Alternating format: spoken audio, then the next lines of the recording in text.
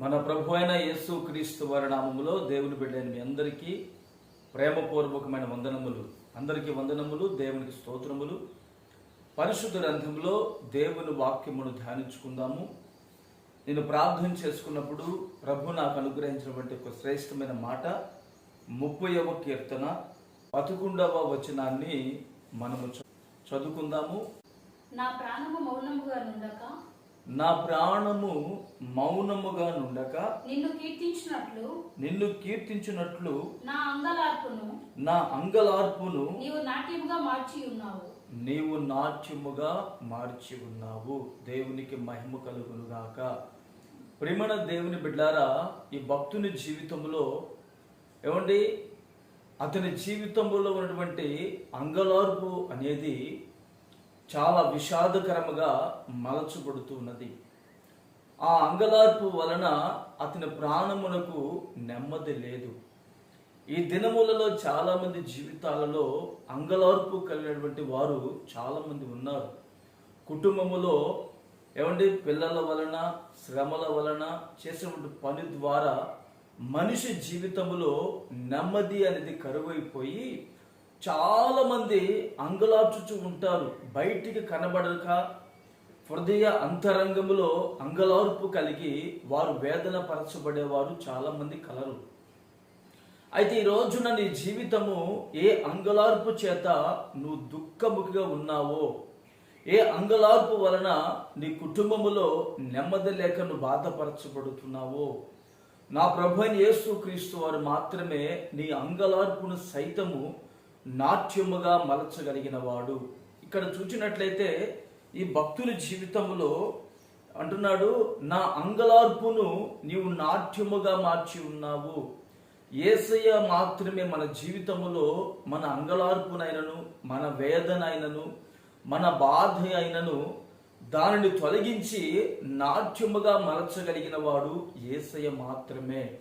ఈ భక్తుని జీవితంలో ఎంతో అంగలార్పండి. కుమారుల ద్వారా, భార్య ద్వారా, మామ ద్వారా, తన యొక్క ఆత్మీయ జీవితంలో దేవుని ప్రజల వలన అంగలార్పు అనేది ప్రతి క్షణము ఇతరుని వేధిస్తూ ఉన్నప్పుడు ఇతడు దేవునిపై ఆధారపడి జీవించాడు గనుకనే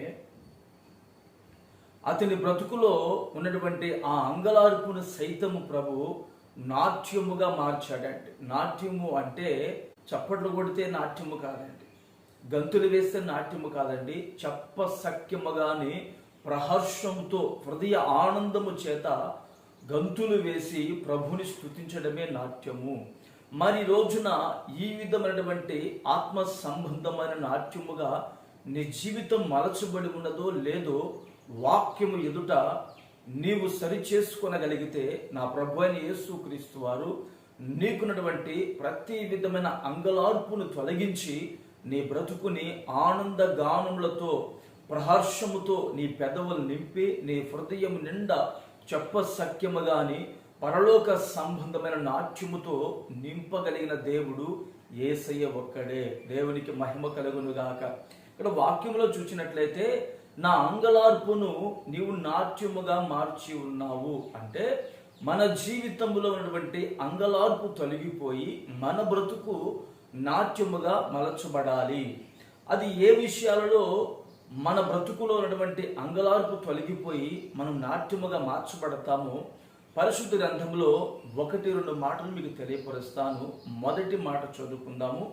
ఇదే 30వ కీర్తన 2వ వచనాన్ని చదువుకుందాము. యెహోవా నా దేవా, నేను నీకు మొరపెట్టగా నీవు నన్ను స్వస్థపరచితివి. దేవునికి మహిమ కలుగునుగాక. ప్రియులారా, మీరు గమనించినట్లయితే ఈ భక్తుడి జీవితములో అంగలార్పు తొలగిపోయి ఇతని జీవితము నాట్యముగా మలచబడ్డానికి అనేకులు ఈ భక్తుని వలె ఆనంద గానములతో ప్రభుని స్తుతించడానికి, ఇతని జీవితములో ప్రభు ద్వారా ఘనకార్యము జరగడానికి కారణం ఏమిటంటే నీకు మొర్రపెట్టి తిని, ఆయనకు మొరపెట్టినప్పుడు ఆయన స్వస్థపరిచాడు. ఆయనకు మొరపెట్టినప్పుడు తనకున్నటువంటి అంగలార్పును తొలగించి నాట్యముగా తన జీవితాన్ని మలిచాడు.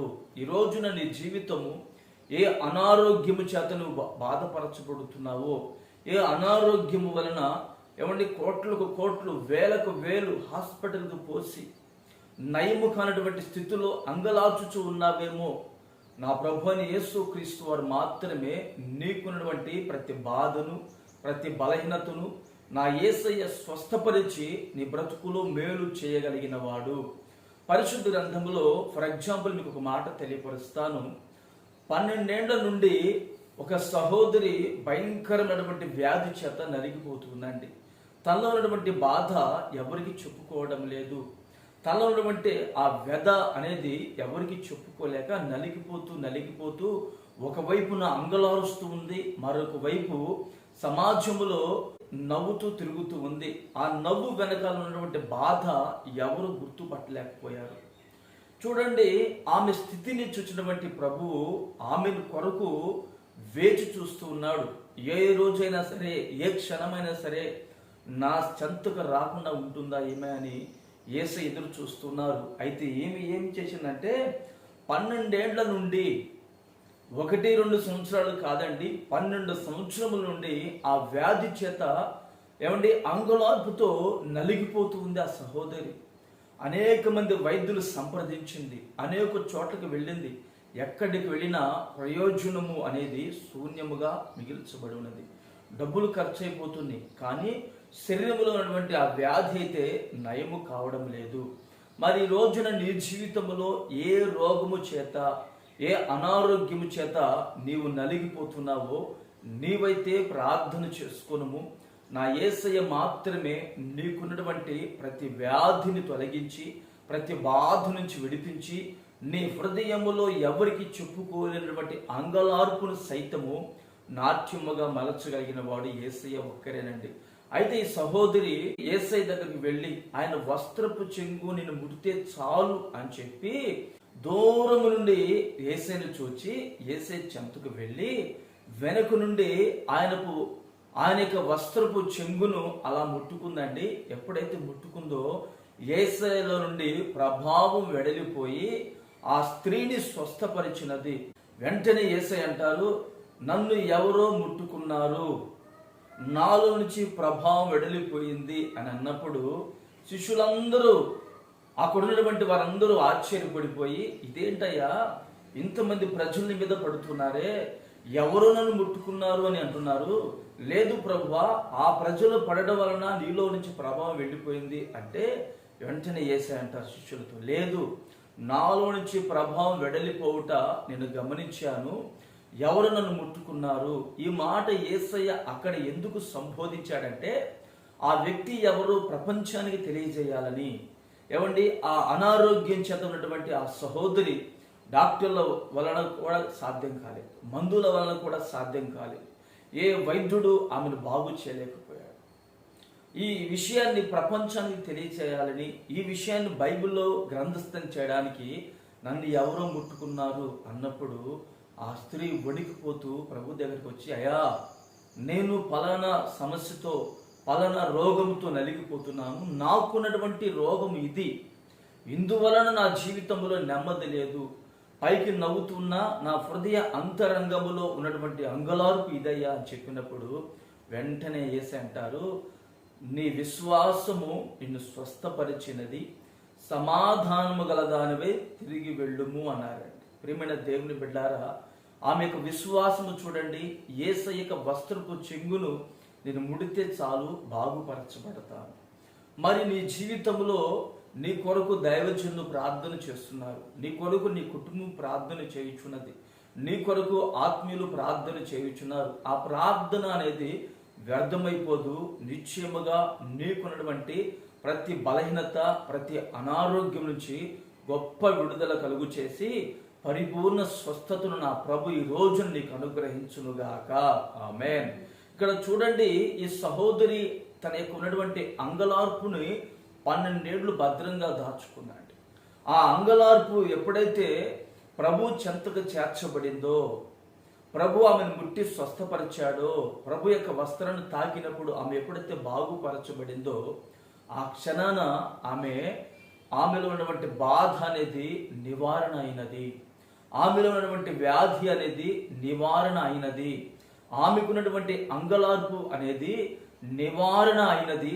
ఆ క్షణమున ఆమె నాట్యముతో సంతోష గానములతో ఏమండి అనేక మంది ప్రజలకు సాక్షార్థమై జీవిస్తూ ఉన్నది. మరి ఈ రోజున నీకున్నటువంటి ప్రతి అనారోగ్యం నుంచి ప్రభు నిన్ను విడిపించి నీ బ్రతుకులో కూడా ఈమె వలె గొప్ప ఆనందమును నాట్యమును సంతోషకరముగా నీ జీవితాన్ని మలచునుగాక. ఆమేన్. అందుకే భక్తుడు అంటున్నాడు, నా అంగలార్పును నీవు నాట్యముగా మార్చి ఉన్నావు. ఈ సహోదరి అయితే తనకున్నటువంటి అంగలార్పును యేసయ్య నాట్యముగా మార్చి ఉన్నాడు. ఆయన మాత్రమే నాట్యముగా మలచగలిగిన వాడు, ఆయన మాత్రమే తీసివేయగలిగిన వాడు, ఆయన మాత్రమే స్వస్థపరచగలిగిన వాడు. నిశ్చయముగా దేవుని వలన నీవు స్వస్థత పొందుదువుగాక.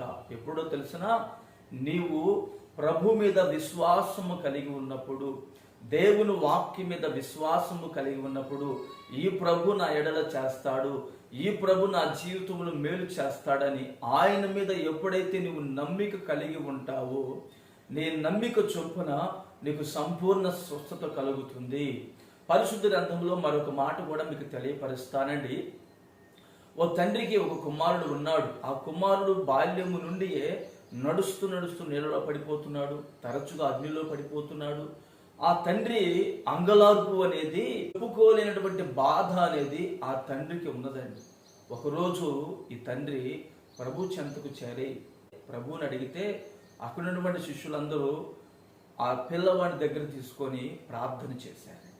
12 మంది శిష్యులు ఒకరి వెంట ఒకరు ప్రార్థన చేసిన ఆ పిల్లవాడిలో ఉన్నటువంటి ఆ బలహీనత అనేది తొలగి, చూడండి, ఆ తండ్రి హృదయములో ఎవరికి చెప్పుకోలేనంత అంగలార్పతి ఉన్నది. అయితే ఈ తండ్రి ఏం చేశాడంటే ప్రభు దగ్గరికి వచ్చి ప్రభుని అడుగుతాడు. ఏమంటాడు తెలుసా అండి? ఏమైనా నీ వలన అయితే నా కుమారుని బాగు చేయము అని అన్నాడు.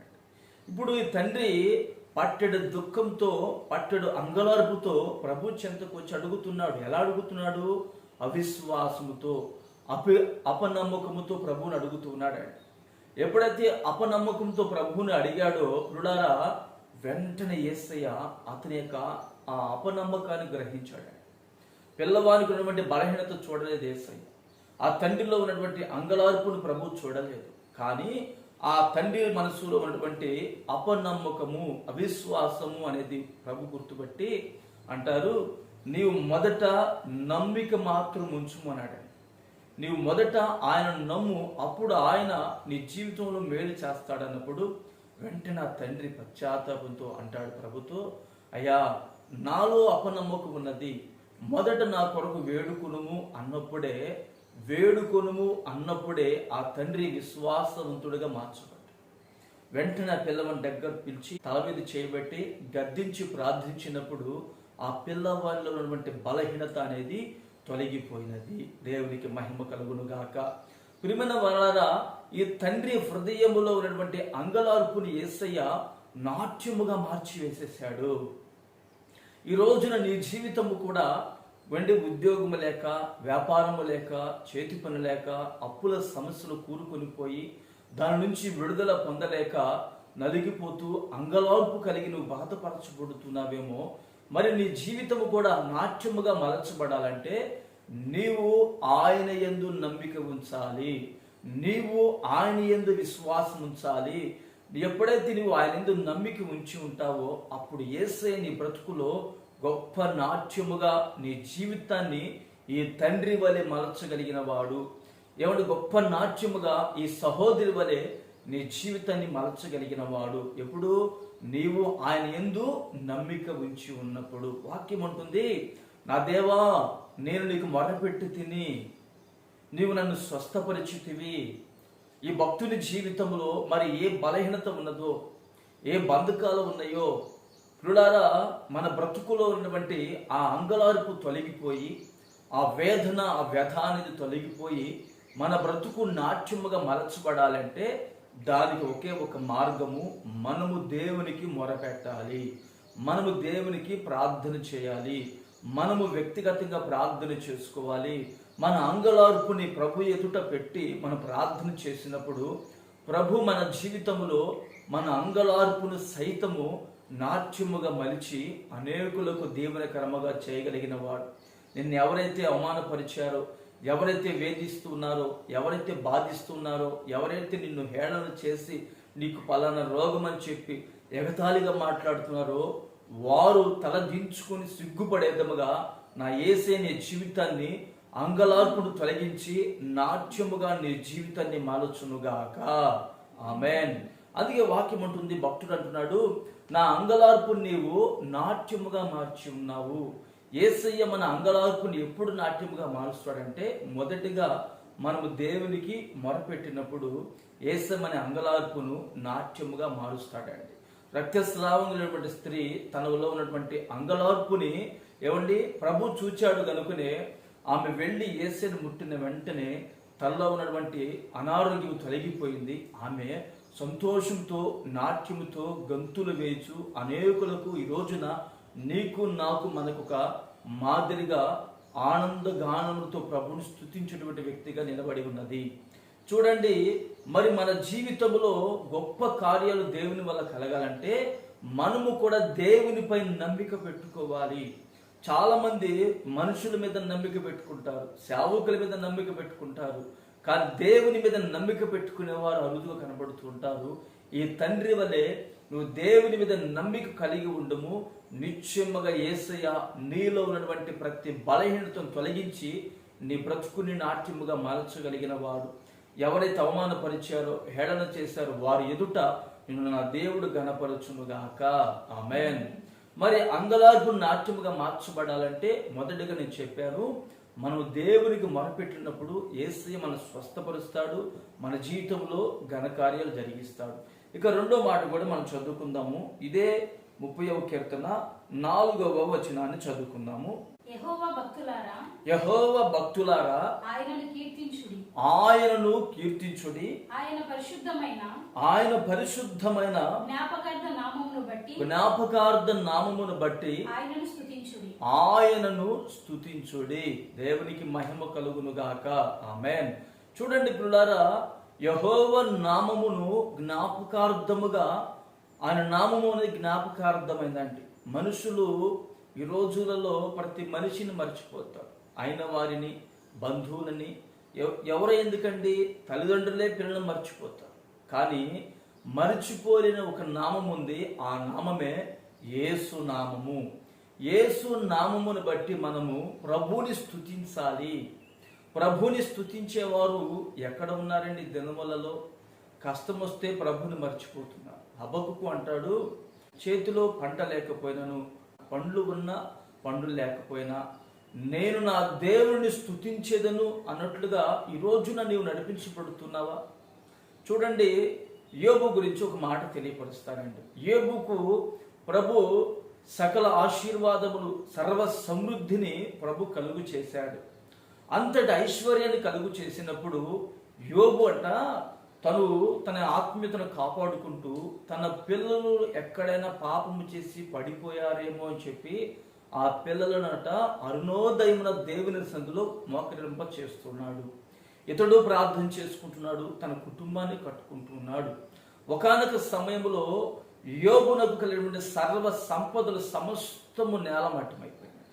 యోబుకు ఏమీ లేదండి, పేరు లేదు, ప్రఖ్యాతి లేదు, తను సంపాదించుకున్న ఆస్తిపాస్తి ఏమీ తన అక్కరగా రాలేదండి.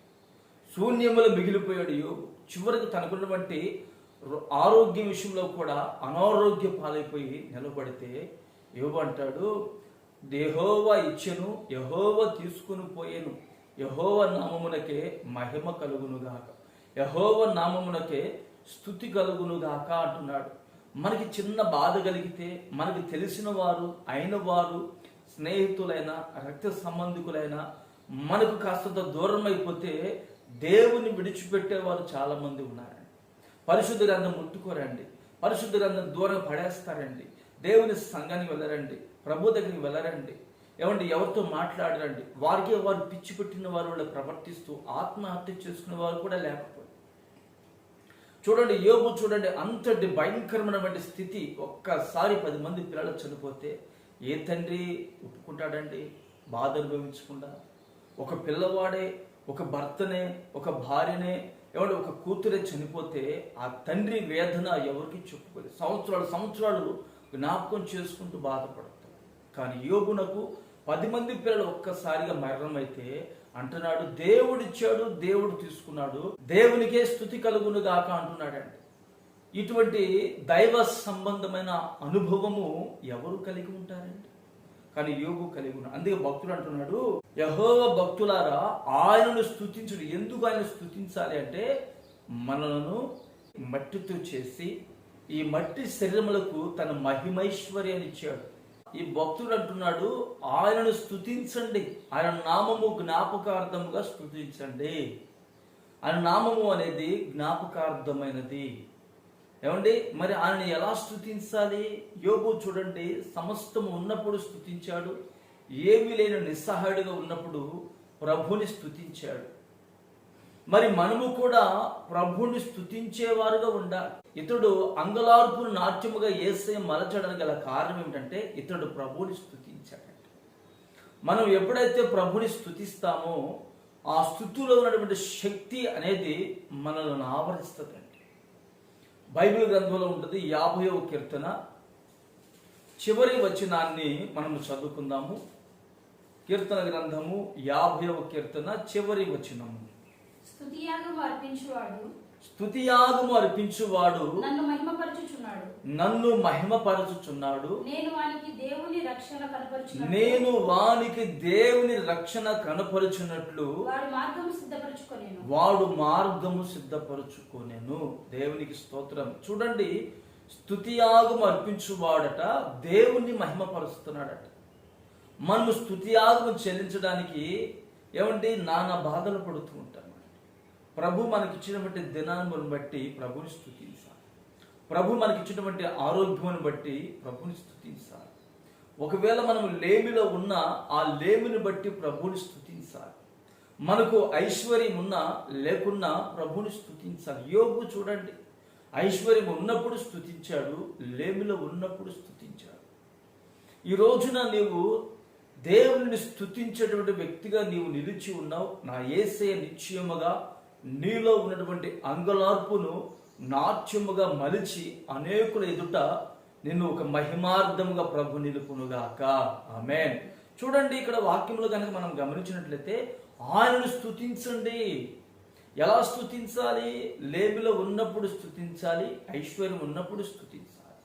ఐశ్వర్యం ఉన్నప్పుడు యోబు స్తుతించాడు, లేమిలో స్తుతించాడు. ఫర్ ఎగ్జాంపుల్ మీకు మాట తెలియపరుస్తాను. యెహోషాపాతు రాజు దేవుని ప్రజలను చక్కగా పరిపాలన చేస్తూ ఉన్నాడు. అతడు పరిపాలన చేస్తూ ఉన్నప్పుడు ఆ ప్రజల మీదకి, ఆ యెహోషాపాతు రాజు మీదకి శత్రుడు దండెత్తి వచ్చి దూరముగా నిలిచి ఒక పత్రిక పంపించాడు. యెహోషాపాతు రాజు గారు, పలానా ప్రాంతాల మీద మేము వెళ్ళినప్పుడు ఆ ప్రాంతాలను మేము స్వాధీనపరుచుకున్నాం. మేము నమ్మే దేవుడు, మేము ఆరాధించే దేవతలు మా పక్షాన ఉండి మా పక్షాన నిలిచి మాకు గొప్ప జయమిచ్చాయి. ఇప్పుడు నీ పట్టణం మీదకి యుద్ధానికి వచ్చావు, నీవు ఏం చేస్తావు చేసుకోపో అని సవాలు విసిరినట్లుగా ఆ పత్రిక రాసి పంపించాడు. వెంటనే యెహోషాపాతు రాజు ఆ పత్రిక తీసుకొని, ఆ లేఖ తీసుకొని దేవుని మందిరం వెళ్ళి దేవుని మందిరంలో ప్రభుకి ప్రార్థన చేశాడండి. ప్రభువా, పలానా వారు ఈ విధంగా మాట్లాడుతున్నారు, పలానా వారు ఈ విధంగా చేస్తున్నారు, ఇప్పుడు నేను ఏమి చేయాలి? నిస్సహాయ స్థితిలో నేను ఉన్నానయ్యా అని చెప్పి యెహోషాపాతు రాజు దేవునికి ప్రార్థన చేశాడు. దేవునికి ఎప్పుడైతే ప్రార్థన చేశాడో, ప్రేమైన దేవుని బిడ్డారా, ఆ ప్రార్థన విన్నటువంటి ప్రభు అక్కడికి యెహోషాపాతు రాజు దగ్గరికి దైవజనుడిని పంపించాడండి. దైవజనుడు వచ్చి అంటారు, యెహోషాపాతు రాజు గారు, మీరు ఈ యుద్ధములో పోట్లాడవలసిన పని లేదు, కొట్లాడవలసినటువంటి పని లేదు, మీరు యుద్ధము చేయవలసినటువంటి అవసరం లేదు. మీరు చేయవలసినటువంటి పని ఏమిటంటే, మీ ప్రజల దగ్గరికి వెళ్ళిపోయి, ఈ ప్రజల దగ్గరికి వెళ్ళిపోయి ఒక వరుసలో ప్రభుని స్తుతించేవారిని, మరొక వరుసలో ప్రభువుని గూర్చి ఆయన కృపను గూర్చి ధ్యానించేవారిని, మరొక వరుసలో తంబుర సితారాల వాయిద్యాలు వాయించేవారిని, మరొక వరుసలో స్తుతియాగము చెల్లించే వారిని పెట్టమన్నాడు. అలా పెట్టమన్నప్పుడు యెహోషాపాతు రాజు దైవజనులను చూసి ఎగతాళిగా మాట్లాడారు. నేను సమస్య ఉండి నీ దగ్గరికి వస్తే ఈ విధంగా ప్రార్థన చేసుకో, స్తుతించు, ఆరాధించు, ఏమండి ప్రభువుని గానము చెయ్యి అని ఈ విధంగా చెప్తాడంటేనా? అవతల శత్రువులు వచ్చారు, ప్రాణం తీస్తారు, దేశమంతా దోచుకుని పోతారు. ఇప్పుడు నేను ఏం చేయాలి, ఈయన దగ్గరికి వచ్చి ఈ విధంగా చెప్తున్నాడే అని తన మనసులో అనుకోనకుండా ఆ దైవజనుడు చెప్పినటువంటి మాట ఇతనికి వేదవాక్ అండి. ఇతనికి వేదవాక్. ఎందుకంటే దైవజనుడు ఒకవేళ ఈ లోక సంబంధమైన వ్యక్తి అయినా అతడు పొందుకున్నటువంటి జ్ఞానమైనను, అతడు పొందుకున్నటువంటి ఆత్మ అయినను అది దైవ సంబంధమైనది, అది పరసంబంధమైనది. పరసంబంధమైన మాటగా, పరసంబంధమైన వాక్కుగా దైవజనుడు యెహోషాపాతు రాజుకు సలహా ఇచ్చాడు. వెంటనే యెహోషాపాతు రాజు తన ప్రాంతానికి వెళ్ళిపోయాడు. ఒక వరుసలో పాటలు పాడువారిని, మరొక వరుసలో ప్రభుని స్తుతించు వారిని, మరొక వరుసలో వాయిద్యములు వాయించు వారిని, మరొక వరుసలో స్తుతియాగము చెల్లించే వారిని వరుసగా ఇట్లా వంతుల చొప్పున, వరుసల చొప్పున అందరు నిలబెట్టి వారు ఆరాధన చేస్తున్నారు. ఒకవైపు పాడుతున్నారు, ఒకవైపు ప్రభుని కీర్తిస్తున్నారు, ఒకవైపు ప్రభా నీ కృప నిరంతరముడు, నీ కృప నిరంతరముడు, నీ కృప నిత్యముడు అని ఒకవైపు ప్రభుని స్తుతిస్తున్నారు, మరొక వైపు ఆనంద గానములతో ప్రభు నామమును స్తుతిస్తున్నారండి. ఎప్పుడైతే స్తుతిస్తున్నారో శత్రువులు ఈ యెహోషాపాతు రాజుని, ఆ స్తుతించే వారిని, ఆ ఆరాధించే వారిని చూచి ఎగతాళిగా మాట్లాడుతూ, ఎగతాళిగా నవ్వుతూ ఉంటే చూడండి, ఒక్కసారిగా దేవుని ఆత్మ ఎవరైతే ఎగతాళిగా మాట్లాడుతూ, ఎవరైతే యెహోషాపాతు రాజు ఆ ప్రజల మీదకి శత్రులు దండెత్తి వచ్చారో వాళ్ళ కత్తులతో వాళ్ళు పొడుచుకుని చావటం ప్రారంభించారు. దేవునికి స్తోత్రాలు. స్తుతించుటలో ఉన్నటువంటి శక్తి చూడండి. వీరు స్తుతిస్తుంటే శత్రువులు గుండెలో కరిగిపోయినాయి. వీరు ప్రభుని ఆరాధన చేస్తుంటే వారంతట వాళ్ళు కత్తులతో పొడుచుకొని ఆత్మహత్యలు చేసుకుంటున్నారు. ఇది ఎలా సాధ్యము అయింది? యెహోషాపాతు రాజు జీవితంలో దేవుని స్తుతించుట వలన. మరి దేవుని స్తుతించుట వలన నీలో ఉన్నటువంటి అంగలార్పుని యేసయ్య నాట్యముగా మారుస్తాడు. యెహోషాపాతు రాజు తనలో ఉన్నటువంటి అంగలార్పుని యేసయ్య నాట్యముగా మార్చి వేసేశాడు. మరి నీ జీవితంలో నీవు కూడా ప్రభువుని స్తుతించాలి. ఫర్ ఎగ్జాంపుల్, చివరిగా ఒక మాట మీకు తెలియపరిచి ముగిస్తాను. పౌలు శీలలు అంటండి అర్ధరాత్రి వేళ ప్రభువుని స్తుతిస్తున్నారు. మనము మామూలుగా తెల్లవారుజామున స్తుతిస్తేనే డిస్టర్బెన్స్గా ఉంది, చాలా ఇబ్బందిగా ఉంది నిద్రకి, ఈయనకి ఏం పని బాటలేదా, ఈమెకేం పని బాటలేదా, వేకువజామునే స్తుతి ప్రార్థన అంటుంది, అర్ధరాత్రి స్తుతి ప్రార్థన అంటుంది, సాయంకాలం స్తుతి ప్రార్థన అంటారు అని చెప్పి మనం ఎవరైనా స్తుతించేవారు కనుక మన ఇంట్లో ఉంటే ఈ విధంగా మనం మాట్లాడుతూ ఉంటాం. అంటే నేను అంటాను, వారికి తెలియక వారు మాట్లాడుతూ ఉన్నారు. చూడండి, పౌలు శీలలు పరట చెరసాలలో బంధించబడ్డారు. వాళ్ళ చేతులకి కాళ్ళకి బొండ వేసి బిగించి వేశారు.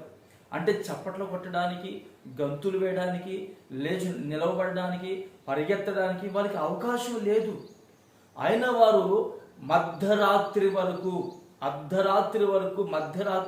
వారు ప్రభుని స్తుతిస్తూ ఆరాధన చేస్తుంటే ఆ స్తుతిలో ఉన్నటువంటి శక్తి చూడండి, భూకంపము కలిగి, మహాభూకంపము కలిగి చెరసాల పునాదులు సైతం పెకిలించబడ్డాయట, అందరి బంధకములు ఊడిపోయినాయట. దేవునికి స్తోత్రం. నీవు కూడా ప్రభుని స్తుతించేటువంటి వ్యక్తిగా ఎప్పుడైతే నీవు నిలిచి ఉంటావో, నీ బ్రతుకులో, నీ జీవితంలో ఏ అంగలార్పు ఉన్నదో ఆ అంగలార్పు నా యేసే తొలగించి నీ బ్రతుకుని నాట్యముగా మలుచునుగాక. ఆమేన్. వాక్యం ఉంటుంది, నా అంగలార్పు నువ్వు నాట్యముగా మార్చి ఉన్నావు. యేసయ్య మన జీవితాల్లో ఎప్పుడు మన అంగలార్పు నాట్యముగా మార్చాడో తెలుసా అండి? మొదటిగా మనము దేవునికి మొరపెట్టినప్పుడు, దేవునికి ప్రార్థించినప్పుడు యేసయ్య మన అంగలార్పును నాట్యముగా మారుస్తాడు. రెండవదిగా మనం ప్రభువుని స్తుతించినప్పుడు యేసయ్య మన అంగలార్పుని నాట్యముగా మారుస్తాడు. మరి రోజున నీ జీవితము ఏ అంగలార్పుతో నీవు నలిగిపోతున్నావో నిశ్చయముగా యేసయ్య వలన నీ బ్రతుకు నాట్యముగా మలచునుగాక. నాట్యముగా మార్చబడునుగాక. అయితే నీవు దేవునికి ప్రార్థించే వ్యక్తిగా, నీవు స్తుతించే వ్యక్తిగా నువ్వు ఎప్పుడైతే నిలబడతావో నా దేవుని కృప నిన్ను ఆవరించి నీకు తోడే నిలిచి అనేకుల ఎదుట నిన్ను నాట్యముగా మలిచి నిలుపునుగాక. ఆమేన్. ప్రార్థన చేసుకుందాము. మీరు కూడా ప్రార్థనలో ఏకీభవించండి. ప్రేమగల తండ్రి, పరిశుద్ధుడా, జీవాధిపతి, స్తోత్రం చెల్లిస్తున్నాము నాయన. నా అంగలార్పును నీవు నాట్యముగా మార్చి ఉన్నావు అని ఈ భక్తుడు ఏ విధంగా తండ్రి మీ సన్నిధిలో వేడుకొనుచున్నాడో, అతని జీవితంలో ఉన్నటువంటి దుఃఖమైన, బాధ అయిన, అంగలార్పును సైతము నాట్యముగా మార్చి సంతోష వస్త్రమును అతనికి మీరు ధరింపచేసి ఉన్నారయ్యా, నీకు స్తోత్రం. ఈరోజు నీ బిడ్డలో కూడా ఏ అనారోగ్యం చేత వారు నలిగిపోతూ, అనేక మంది వైద్యుల చేత తిప్పలపడుతూ, బాధ అనుభవిస్తూ, అంగలార్పు కలిగి ఉన్నారో, నిశ్చయముగా వారు నీకు మొరపెట్టేటువంటి కృప దయచేయండి తండ్రి. ఈ రక్తస్రావము కలిగినటువంటి స్త్రీ అనేక మంది వైద్యుల చేత తిప్పలబడి చివరకు నేను యేసయ్య వస్త్రాన్ని ముడితే చాలు అని తన మనసులో ఎప్పుడైతే అనుకున్నదో ఆ క్షణముననే ఆమె నీకు మొరపెట్టినదిగా వాక్యం చెప్పబడుతుండగా, నా తండ్రి ఆమెను మీరు ముట్టి స్వస్థపరిచి ఆరోగ్యం ఇచ్చి ఉన్నారు. ఈరోజు నీ బిడ్డలకు ఉన్నటువంటి ప్రతి విధమైన అనారోగ్యపు బలహీనత యేసు నామములో నిర్మూలమైపోవునుగాక, స్వస్థత కలుగునుగాక. ప్రభా, నీ బిడ్డల ఎడల మీకున్నటువంటి వాంఛను బట్టి స్వస్థపరచండి. వారి అంగలార్పును సైతము మీరు నాట్యముగా మలచమని ప్రార్థన చేస్తున్నానయ్యా, నీకు స్తోత్రం.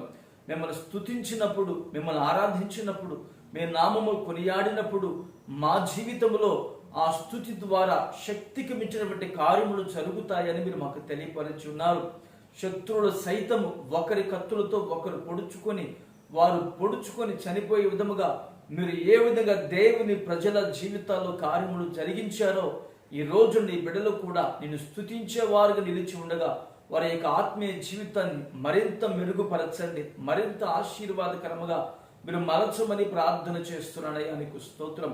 నిశ్చయముగా ప్రభువా, యెహోషాపాతు రాజు జీవితంలో, తన ప్రజల జీవితంలో నలుదిక్కుల మీరు నెమ్మది కలుగు చేసి ఉన్నారు. వారి అంగలార్పును మీరు నాట్యముగా మార్చి ఉన్నారు. నీ బిడ్డల జీవితంలో కూడా నేను స్తుతించినప్పుడు, మీ నామమును ఆరాధించినప్పుడు, మీ నామమును కొనియాడినప్పుడు మా జీవితంలో శక్తికి మించినటువంటి కార్యములు, ఊహకు మించినటువంటి కార్యములు జరుగుతాయని మీరు మాకు తెలియపరిచి ఉన్నారు. స్తుతించుట అనేది ఒక సమయమందు అసమయమందు కాక ప్రతి క్షణమున మీ నామమును స్తుతించే వారిగా పౌలు శీలలో ఉండగా వారి జీవితంలో ఉన్నటువంటి ప్రతి బంధకముల నుంచి, ప్రతి కట్ట నుండి మీరు విడిపించి ఉన్నారు. ఈ రోజున నీ బిడ్డలు కూడా మిమ్మల్ని స్తుతించి ఆరాధించి మీ నామమును గణపరిచి గొప్ప చేసేటువంటి కృప నీ బిడ్డలకు ధారాళముగా అనుగ్రహించబడును గాక. ఆ రీతిగా మీరే సహాయం చేసి మహిమ పొందుకోమని ప్రార్థన చేస్తున్నాను ప్రభువా.